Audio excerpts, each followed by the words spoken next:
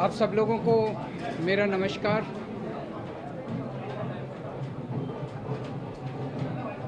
आज supreme court का जो ऑर्डर आया है ये कई मायनों में बहुत ही ऐतिहासिक ऑर्डर है।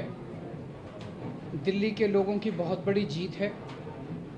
दिल्ली के लोगों के साथ जो अभी तक अन्याय होता आया उनके साथ माननीय सुप्रीम कोर्ट ने न्याय किया है। आज से 8 साल पहले 23 मई 2015 को हमारी 14 फरवरी 2015 को सरकार बनी थी।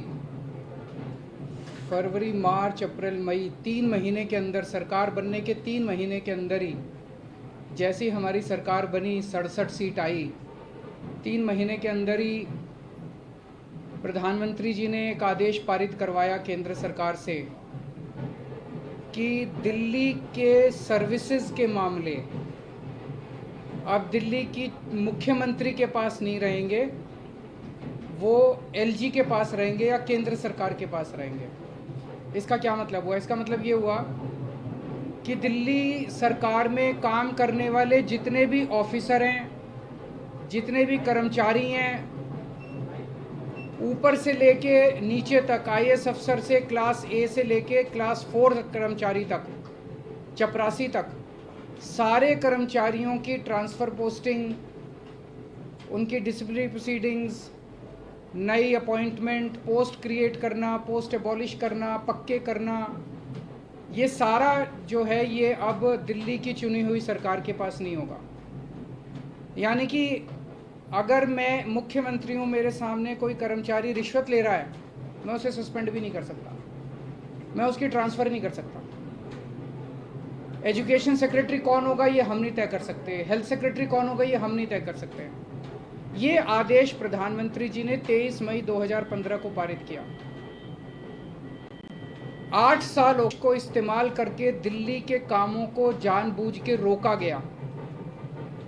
हम दिल्ली में स्कूल अच्छे करना चाहते थे तो वो जानबूझ के ऐसा एजुकेशन सेक्रेटरी बिठाएंगे जो कि काम ना करे। हम अगर मोहल्ला क्लिनिक बनाना चाहते हैं तो जानबूझ के ऐसा हेल्थ सेक्रेटरी बनाया जाएगा जो कि काम ना करे। जानबूझ के ऐसा फाइनेंस सेक्रेटरी बिठाया जाएगा जो हर चीज़ के अंदर अड़ंगा अड़ाए। तो इसको इस्तेमाल करके दिल्ली के हर काम को रोका गया। एक तरह से मेरे दोनों हाथ बांध दिए गए पीछे और मुझे नदी में फेंक दिया गया कि अब तैरो। ये तो ऊपर वाले का शुक्र है कि दोनों हाथ बंधे हुए होने के बावजूद भी हम किसी तरह से तैरते रहे और ऊपर वाला हमारा साथ देता रहा। इन सारी कठिनाइयों के बावजूद दिल्ली के अंदर हम लोगों ने इतना शानदार काम किया पिछले 8 साल के अंदर। तो आप सोच सकते हैं कि अगर हमारे पास पूरी पावर होती तो हम कितना ज़्यादा काम कर सकते थे। आज हम सुप्रीम कोर्ट के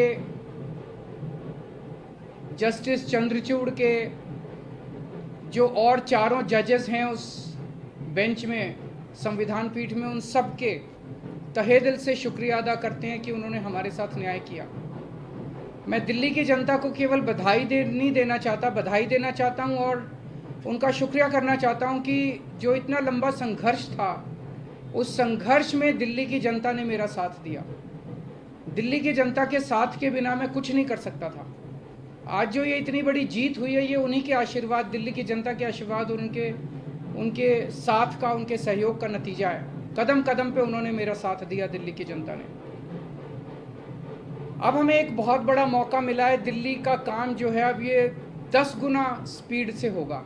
आज के आदेश के बाद बहुत बड़े बड़े काम होंगे अब दिल्ली के अंदर जो सोच भी नहीं सकते। सबसे इम्पोर्टेंट है हमें एक ऐसा प्रशासन देना है दिल्ली के लोगों को जो कि रेस्पॉन्सिव हो, जो कि जनता की ज़रूरतों के प्रति सिंपैथेटिक हो, कंपैशनेट हो। तो अगले कुछ दिनों के अंदर आप देखेंगे बहुत बड़ा प्रशासनिक फेरबदल होगा। कई सारे ऑफिसर्स को, कर्मचारियों को ट्रांसफ़र किया जाएगा इस आधार पे कि उन्होंने अभी तक कैसा काम किया। कुछ ऐसे ऑफिसर्स हैं, कुछ ऐसे कर्मचारी हैं जिन्होंने पिछले कुछ महीनों में, 1-1.5 साल में दिल्ली की जनता के काम रोके। कुछ ऐसे ऑफिसर्स हैं जिन्होंने दिल्ली में मोहल्ला क्लिनिक में दवाइयां बंद करा दी, अस्पतालों के अंदर दवाइयां बंद करा दी, जल बोर्ड की पेमेंट रोक के कई जगह पानी बंद करा दिया। ऐसे कर्मचारियों को, ऑफिसर्स को चिन्हित करके उनको अपने कर्मों का फल तो भुगतना पड़ेगा। लेकिन बहुत सारे ऐसे कर्मचारी और ऑफिसर्स हैं जो बहुत घुटन महसूस कर रहे थे, ईमानदार लोग हैं, काम करना चाहते हैं। उन सारे कर्मचारियों को, उन सारे ऑफिसर्स को मौका मिलेगा काम करने का। उन सबको जो डेडवुड है, जो करप्ट हैं, जो इनएफिशिएंट हैं, उनको अच्छी पोस्टों से हटा के साइड किया जाएगा, और जो अच्छे हैं, एफिशिएंट हैं, ईमानदार हैं, रिस्पॉन्सिव हैं, कंपैशनेट हैं, उन लोगों को, उन सारे अधिकारियों को और कर्मचारियों को मौका दिया जाएगा कि वो दिल्ली की जनता की सेवा कर सकें। सारे प्रशासनिक सिस्टम को भी दुरुस्त किया जाएगा। ये सारा सिस्टम भी सड़ा गला सिस्टम है।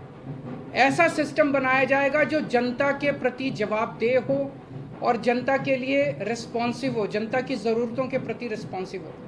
तो व्यवस्था के अंदर जितनी कमियां हैं, इन सारी कमियों को दूर किया जाएगा। तो पूरे सिस्टम को और ऑफिसर्स को और कर्मचारियों को जनता के प्रति जवाबदेह बनाया जाएगा और जनता के लिए रिस्पॉन्सिव बनाया जाएगा। एक लीन एंड थिन गवर्नमेंट तैयार की जाएगी।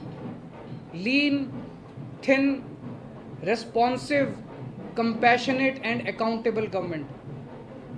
ये हम चाहते हैं। दिल्ली, जैसे दिल्ली ने पूरे देश को शिक्षा का मॉडल दिया, हेल्थ का मॉडल दिया, अब एक ऐसे गवर्नेंस का, एडमिनिस्ट्रेशन का मॉडल हम जनता के सामने रखेंगे, पूरे देश के सामने रखेंगे।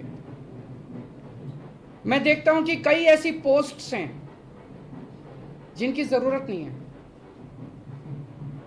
उनमें कोई भी कर्मचारी या अधिकारी बैठ के जनता की 4 अड़चनें ही लगाता है। अगर वो ना रहे तो ज़्यादा अच्छा रहेगा। तो ऐसी पोस्ट्स को चिन्हित करके या तो उन्हें खाली छोड़ा जाएगा या उन्हें अबॉलिश कर दिया जाएगा। जहाँ जहाँ ज़्यादा पोस्ट्स की ज़रूरत है वहाँ ज़्यादा पोस्ट्स क्रिएट की जाएंगी। जहाँ जहाँ लोगों को ज़रूरत है वहाँ ज़्यादा पोस्ट, जैसे अब इतने मोहल्ला क्लिनिक बना रहे हैं, तो जब डॉक्टर्स की ज़रूरत है, पैरामेडिक्स, वहाँ और क्रिएट किए जाएंगे। तो अभी तक हम लोगों ने स्कूल, अस्पताल में एक मॉडल दिया। अब पंजाब के अंदर हम एक अच्छे लॉ एंड ऑर्डर, कानून व्यवस्था लागू कर रहे हैं। उसी तरह से दिल्ली अब कुशल प्रशासन का एक मॉडल पूरे देश के सामने देगा। मैं एक बार फिर से दिल्ली की जनता का बहुत बहुत आभार व्यक्त करना चाहता हूं, जिन्होंने पूरे संघर्ष में हम लोगों का साथ दिया। अगर हैं जी, बिल्कुल होगी। सर्विसेज आने के बाद हम नई पोस्ट क्रिएट कर सकते हैं, पुरानी पोस्ट अबॉलिश कर सकते हैं, कुछ भी कर सकते हैं। एसीबी अभी चुनी हुई सरकार के पास नहीं है, लेकिन विजिलेंस अब आ गया है। तो जो लोग अगर गलत काम करेंगे, भ्रष्टाचार करेंगे, कानून के हिसाब से काम नहीं करेंगे, उनके ऊपर विजिलेंस की कार्रवाई, डिसिप्लिनरी प्रोसीडिंग्स, विजिलेंस प्रोसीडिंग्स की जा सकती हैं। शाम को आप एलजी साहब से मिलने जा रहे हैं, उसमें क्या बातचीत होने की संभावना है? क्या आप करेंगे कि वो अब और किसी प्रकार का अड़ंगा ना लगाए? और सुप्रीम कोर्ट ने जो निर्देश दिया, उनसे आशीर्वाद लेने जा रहा हूँ। आपको लग रहा है कि ये पावर तो मिल गई है, पावर से ज्यादा जिम्मेदारी बढ़ गई है अब आपकी, क्योंकि अब तक आप बहुत सारी अड़चनें भी आपने बताई, लेकिन अब वो काम आपको कराना ही होगा। नहीं, जिम्मेदारी तो पहले भी थी। वो जिम्मेदारी विदाउट पावर थी, अब जिम्मेदारी विद पावर आ गई है। जिम्मेदार देखिए, जब भी जनता वोट देती थी तो वो तो यही कहती थी जी हमने तो केजरीवाल को वोट दे दिया। अब केजरीवाल जाने पावर है कि नहीं है उसके पास। जनता को कि बेचारों को क्या पता टीबीआर क्या होता है, आर्टिकल 239AA4 क्या होता है, उनको क्या पता बेचारों को।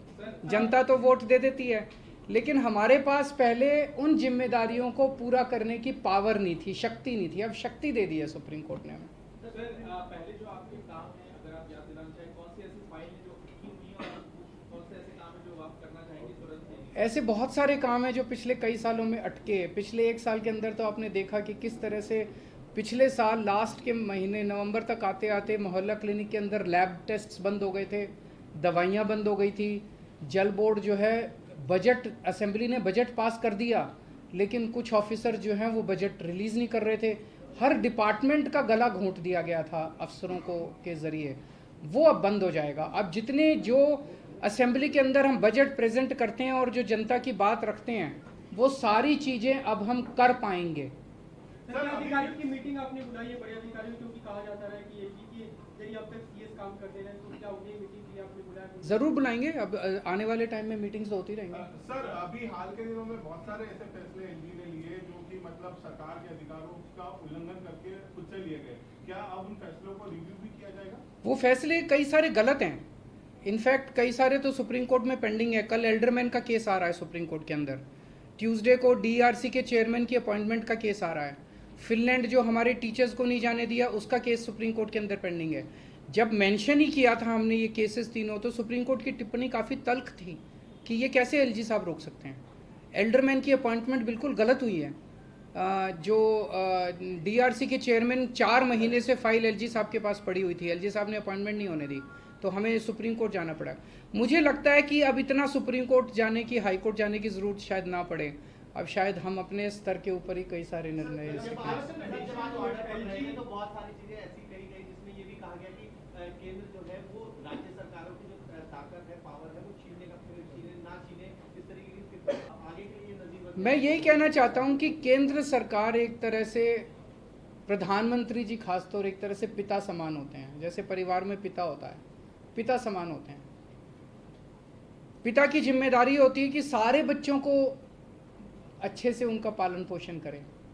अगर दिल्ली में आम आदमी पार्टी की सरकार है तो वो हमारे भी प्रधानमंत्री हैं, हम भी उन्हीं की तरफ देखते हैं।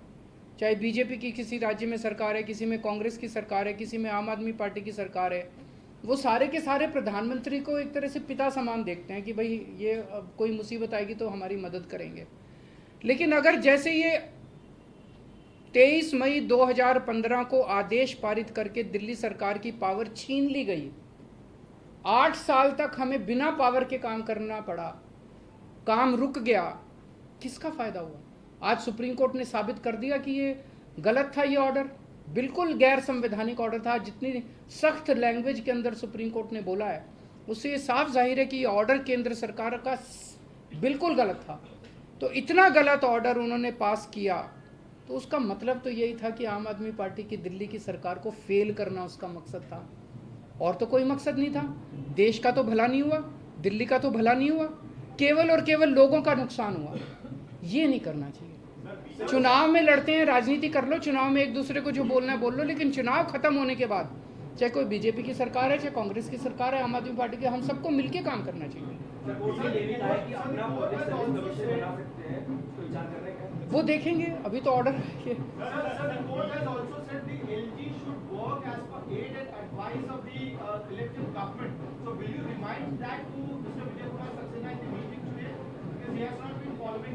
जब उनका आशीर्वाद लेने जा रहे हैं तो सारी चीज़ों पे आशीर्वाद है जी, मिलके काम करेंगे। बीजेपी के नेताओं को बयान ऐसा भी आ रहा है कि अभी संसद भी है, संसद में कानून भी बन सकता है, अगर गलत लगेगा तो उसमें बदलाव कर देंगे, बड़ी बेंच के पास भी जाया जा सकता है। ये पहले भी कोर्ट में दलील दी थी कि विभाग की तरफ से कि 9 बेंच के बेंच के पास जाया जा सकता है इस मामले को लेकर। क्या मेरे ख्याल से अब लार्जर बेंच नहीं, आज उन्होंने क्लियर कर दिया। 5 जज बेंच को अगर रेफर करना होता तो वो आज ही कर देते, तो लार्जर बेंच का ऑप्शन नहीं है। मेरी अब उनसे यही निवेदन है, यार अब हमें काम करने दो, इतना टाइम तो खराब कर दिया। अगर आपने दिल्ली पे राज करना है तो दिल्ली के लोगों का दिल जीतो ना, कि अगली बार आम आदमी पार्टी को वोट ही ना दें लोग।